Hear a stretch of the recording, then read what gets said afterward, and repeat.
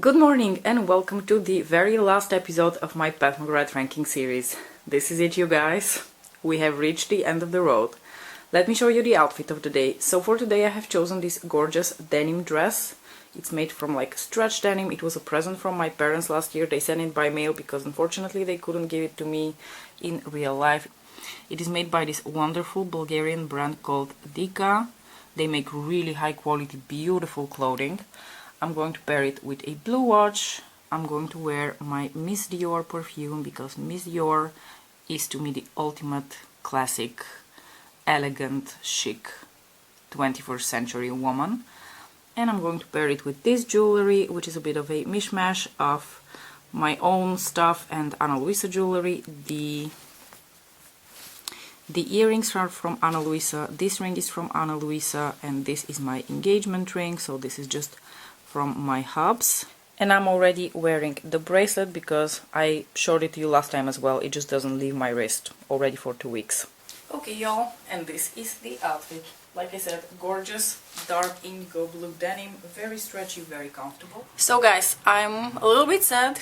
It's a bit of a bittersweet finale here. We're finishing off the Pat McGrath ranking series with my final addendum, where from the 3 Celestial Divinity look squads, the Interstellar icon takes the cake for me. This is my number one of all the 3 quads that were released for holiday 2020 of the past year, and this is also where we finish off this series because I am literally out of Pat McGrath palettes that I own to rank. There's one more on the way, but I'm not going to include it in the ranking because it's just a new palette. We're just going to talk about it when it comes in.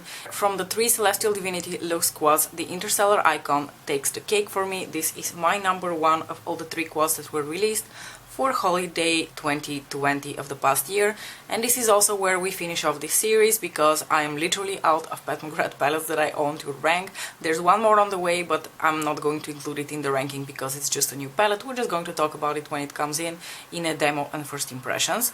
I just wanted to add that I'm going to continue creating Pat McGrath content with my Pat McGrath pairing series, so look out for that. I'm going to create a playlist. We're going to start doing it. I think the only difference is going to be that I will throw the outfits in here and there, but they won't be a standard thing as they have become for the ranking series. Now, without further ado, let's talk about Interstellar icon. I just think this quad is sheer perfection. There is nothing that I want to criticize about it.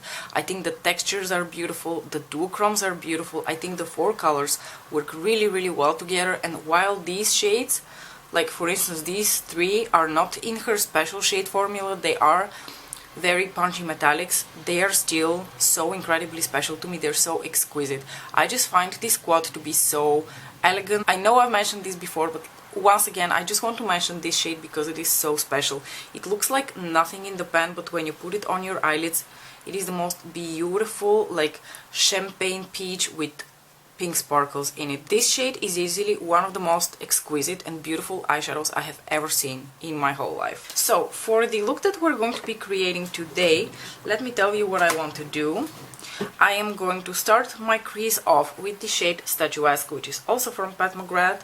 Then I'm going to dip into another one of the quads. I'm going to take out my Risque Rose quad because I want to take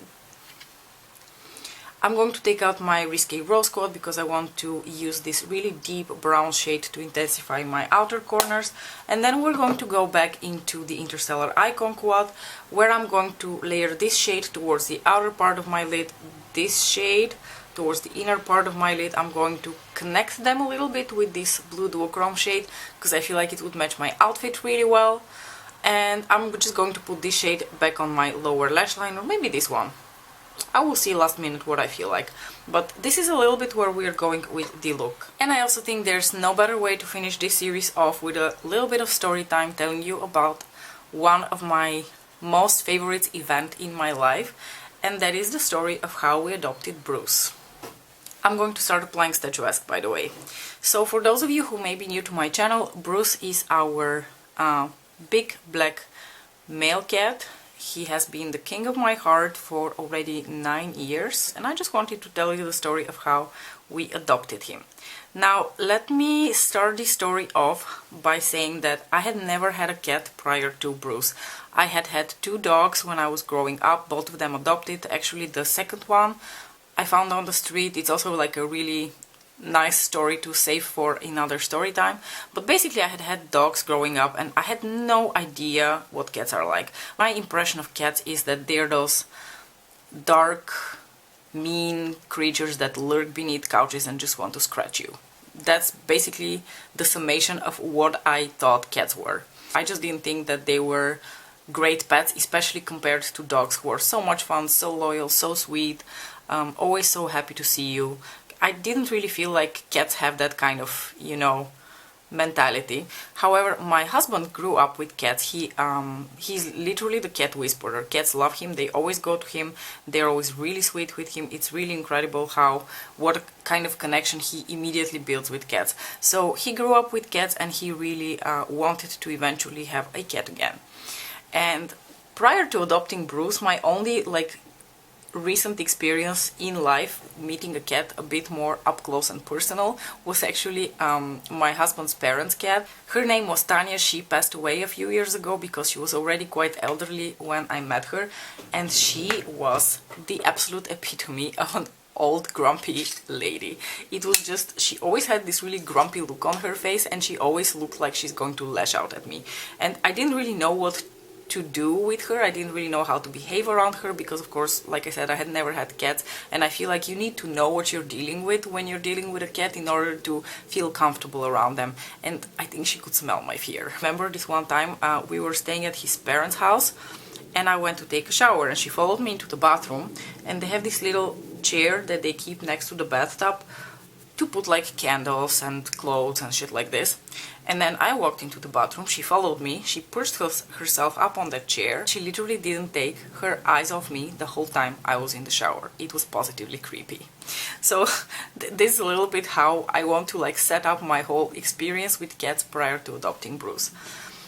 And then it was the year 2012. The year had actually just begun. It was January the 6th, which happens to be my birthday.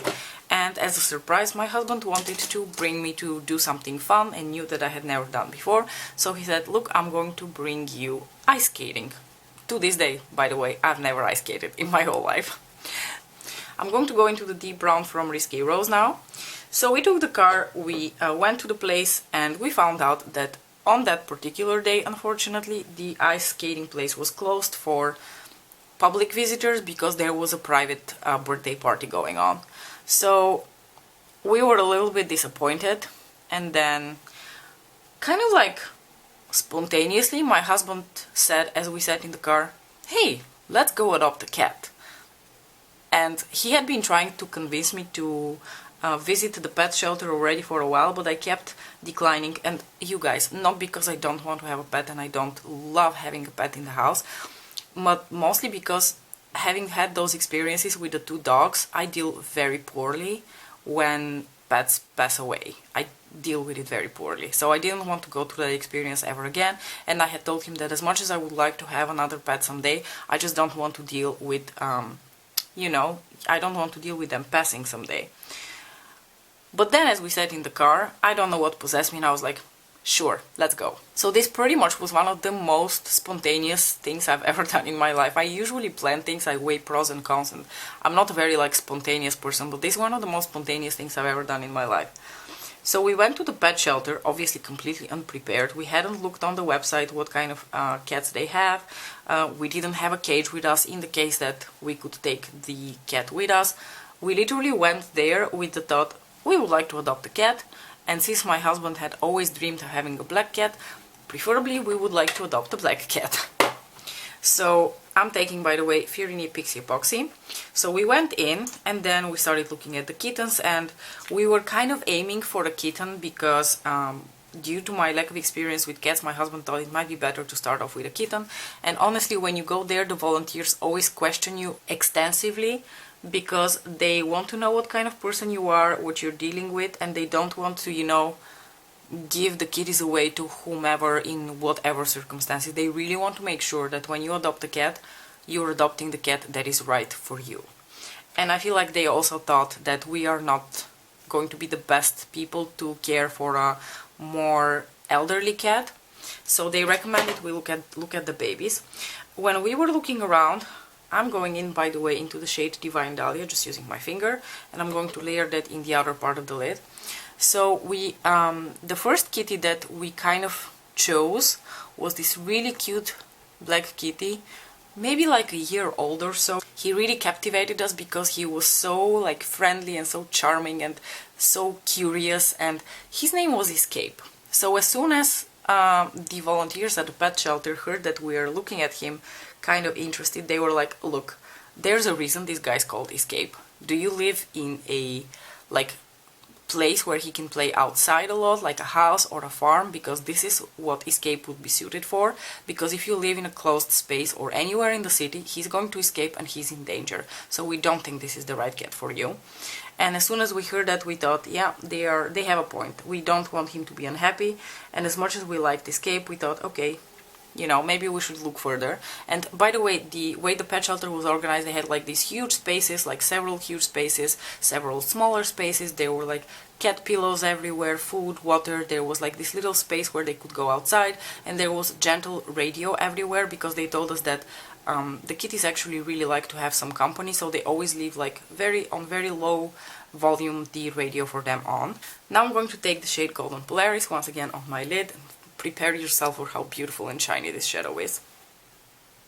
So we entered one of the rooms, and as soon as we entered it, I saw this little orange and white kitty running towards us. He was clearly a kitten, very young, and he was the cutest thing you can imagine. He was very playful, very sweet, and honestly, for a split second, I was ready to go home with him. And then as I was searching like through the room, out of the corner of my eye, I see something, and then I hear hissing, and then I turn around and I see a little green pillow, and in that green pillow a little black ball of fur is, you know, curled up in there, and this other cat, like clearly older cat, hissing at him and pestering him. And I was like, oh, who are you? It was Bruce. And then as soon as I saw him, I felt like I needed to save him from there. I felt like I needed to take him home because he wasn't happy there. I'm taking, by the way, the blue purple duochrome now, and I'm just going to gently swipe it here where the two eyeshadows meet, because I don't want to really cover either of the two shades. I just want to give them a little bit of that blue sparkle. So we actually decided to take the little black kitty home. And of course we couldn't do that on the day itself, because like I said, we didn't have a cage with us and we had to go buy a cage, so we couldn't really do it on the same day. It was already quite late in the afternoon, the stores were going to be closed, so unfortunately, as much as I wanted to take Bruce home as soon as possible, it was just not going to work out that day. So we went home. You can imagine I didn't really sleep much, but when I did eventually fall asleep, I dreamt of him, and I dreamt of him telling me that I need to go get him and save him from that other cat. I don't know, it was really weird, but I really felt like he is the cat for us and I need to go get him home. So the next day, as soon as we woke up, we ran to the first pet store that we could find in the area. By the way, I'm layering a little bit more of Golden Polaris here. We bought a cage, we returned to the pet shelter, and as soon as they released Bruce from the room, he just immediately ran into the corridor. Then we put him in the kitty cage. We arranged all the administrative details. By the way, I'm putting Golden Polaris now into my inner corners, just using the tinier brush.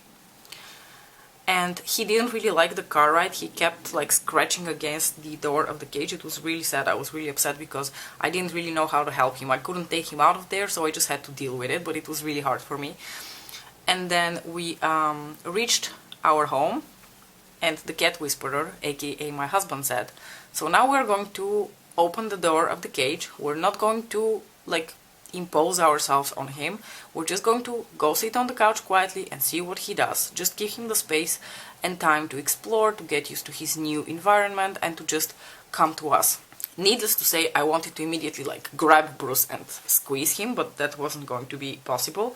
So I decided that I'm just going to follow my husband's advice, because he knows so much about cats and I trust what he says. So I just sat on the couch quietly. He sat next to me, and then I will never forget the first thing that Bruce did when he got out of the cage. He came to us, he jumped on the table, then he jumped on the couch, he came to me, he gave me a little head bump right here, Then he jumped onto my husband's lap, he gave him a little head bump, and then he ran off to discover the rest of the room and the apartment. I'm just going to go back into the dark brown shade from the Risque Rose Quad, and then I'm going to layer a bit of a Divine Dahlia onto the lower lash line, just keeping it very simple today. So that moment, the moment that he jumped onto my lap and gave me a head bump, and I had never experienced a head bump from a cat before, that was the exact moment I knew that he's my child and I will move mountains for him. And we've been in love ever since. The first night that he spent at our place, nobody really slept much because he crawled underneath our sheets and he just played with our toes the whole night, and he was just being cute and we were all really excited, so not much sleeping was done that night. I'm applying the shade Divine Dahlia now. I spritz my brush just so the sparkles don't fly all over my eyeball, and I'm going to apply it right up till here. So that is the story of how Bruce came into our life, a little bit spontaneously, a little bit unplanned, but one of the absolute best decisions I've ever made in my life. He has made my life so much happier, so much brighter, so much richer. He has given me so much. He's my firstborn. I'm going to be rather boring and complete the look with just a regular good old brown eyeshadow stick from Kiko. This is the number 04, which I'm going to pop in my waterline.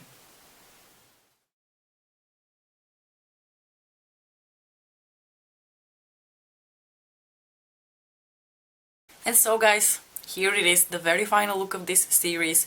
I would say if you are a fan of this color story, of these colors, and you like sultrier eyeshadow looks, because clearly based on these colors you're going to get more sultry looks, although you can take it down a notch if you just use these two, for instance.